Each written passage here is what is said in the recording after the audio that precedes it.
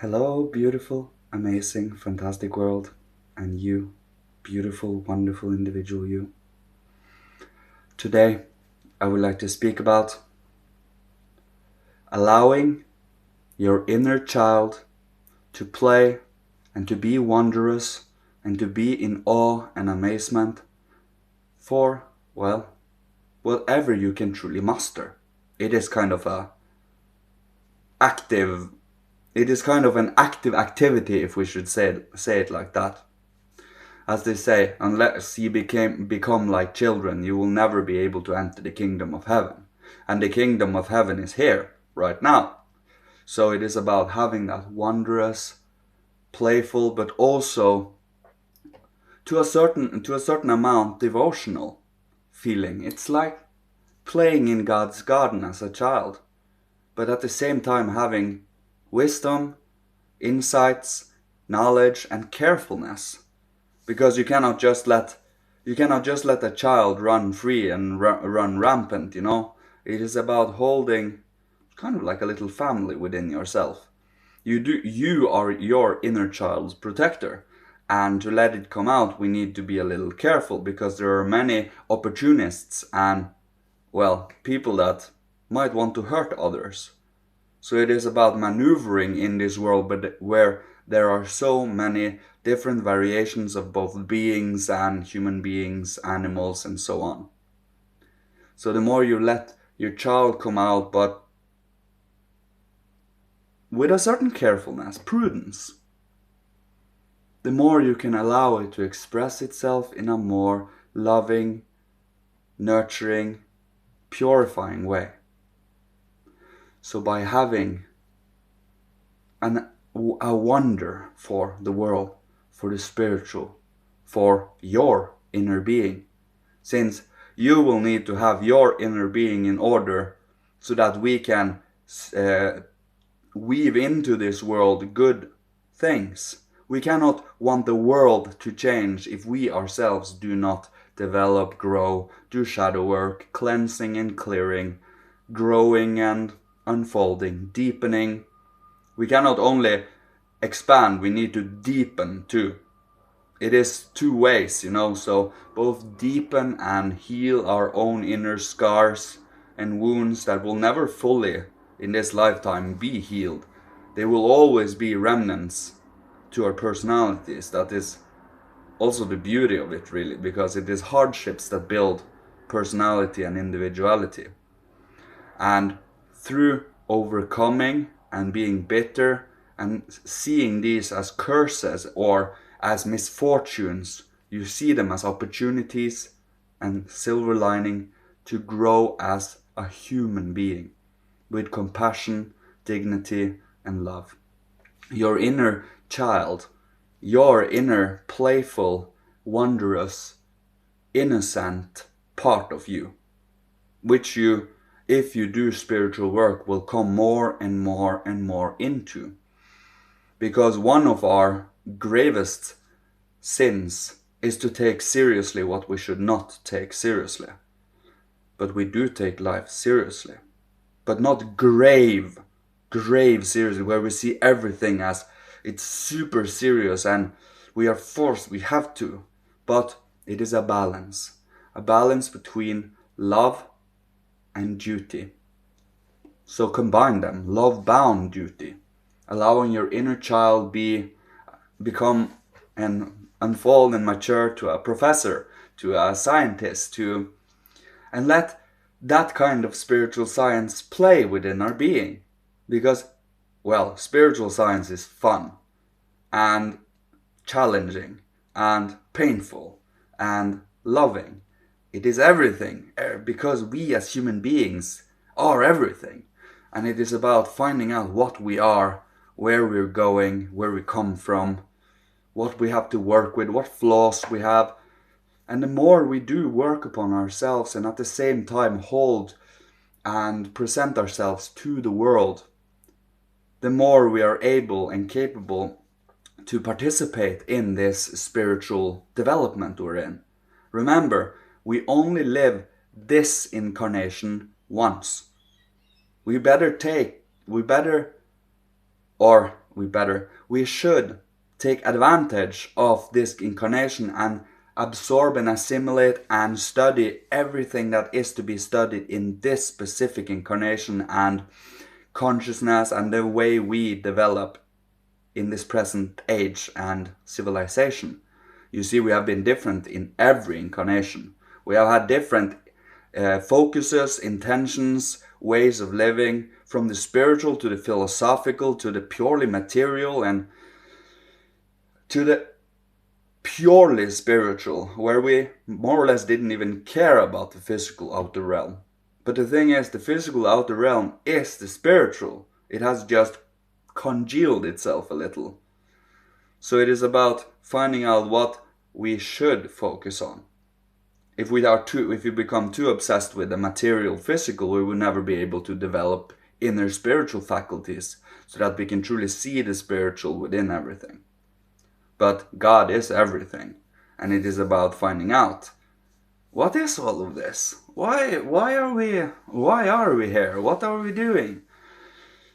And not stop there, and not just speculating. Finding out, study, be a little curious, wondrous. But it is not, we should never do this in frustration. We should never, when we ask questions, why are we here? We shouldn't listen, why are we here? Because we chose to come down here. We chose to incarnate. There are many, many elements and reasons as to why. By cutting out reincarnation, by cutting out many lifetimes, you cut out huge swaths of yourself, huge parts of yourself. But by including reincarnation, a lot of things that otherwise doesn't make sense makes fully sense. Justice / karma is a reality. If everything was just here and now and this only incarnation, nothing would make sense. Not a single little piece. Plus, you cannot even imagine yourself just disappearing and never be here anymore. You are always here. You have always been here. That is the truth. And it is about finding how have we always been here. Because we cannot even imagine what no consciousness is, what no spirit is. You just can't. You just can't just disappear. It's not possible. It is such an abstraction.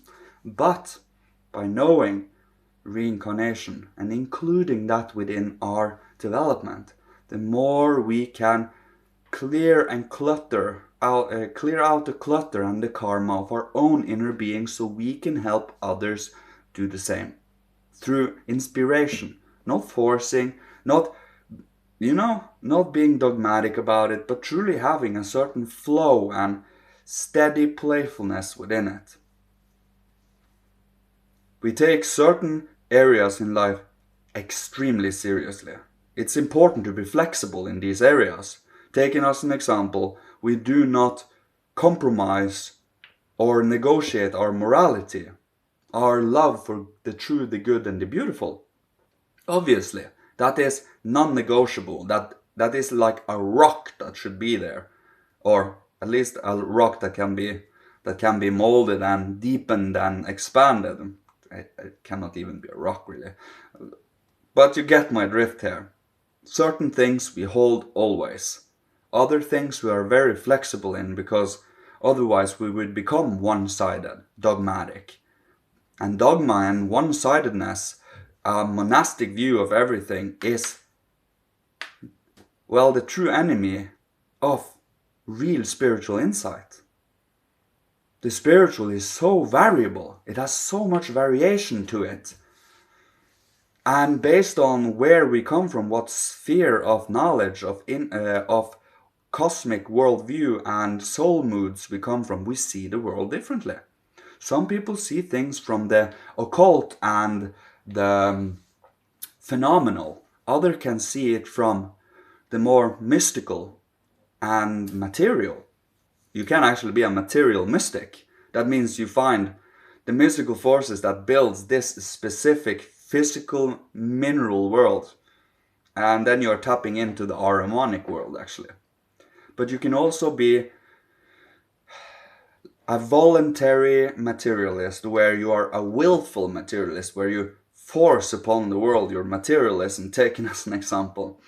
Or you can be a mystic idealist. I just like to use mystic here because being a mystic is living in the feeling, in the secretion, in the soul functions of whatever cosmic worldview you see things from. You see, you have 7 moods and 12 cosmic worldviews and 3 tones, three different tones to come from. That means the earthly, the natural, the intuitive, the moon, and the theistic or the spiritual religious, the sun. And there are many combinations here, and you can be a master and a specialist and an expert in specific areas, but you never know any of the others. There are many examples of this. Taken Fichte or Hegel or Haeckel or Kant. All of these are geniuses in their own sphere of expertise, but they do not see the whole picture. There are so much more than just these specific worldviews. So that was just an example of that.